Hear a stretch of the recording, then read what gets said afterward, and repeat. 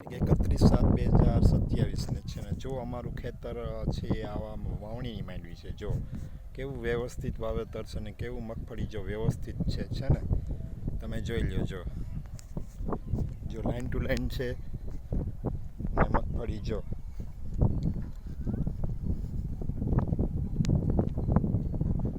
જો મિત્રો આ રીતે પરફેક્ટ વાવેતર છે. ક્યાંક ટ્રેક્ટરનું હેન્ડલ ફગ્યું હોય તો સા ફગી ગયા હોય, નહીંતર બધું વ્યવસ્થિત વાવેતર કરેલું છે, ક્યાંય ખાલા નથી.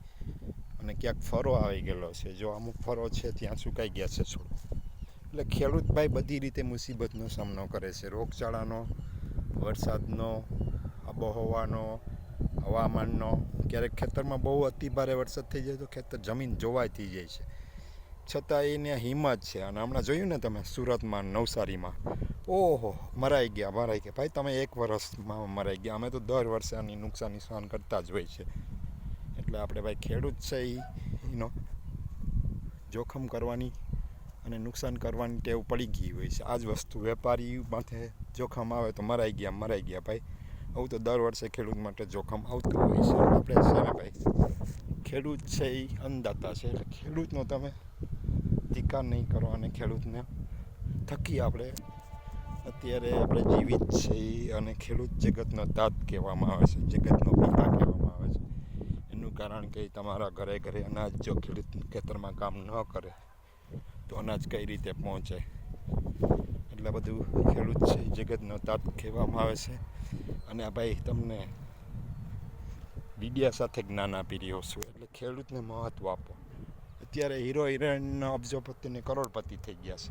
એની એડ આવે છે. ખાલી કોઈ ખેડૂત એડ કરે તો એ હું આગળ જાહેરાત કરશું તો એ વાત નહીં માને. આગળ એ જ વસ્તુ અજય દેવગન કે આમિર ખાન કે શાહરુખ ખાન બોલશે તો માણસો ફટાફટ લઈ લેશે ભાઈ.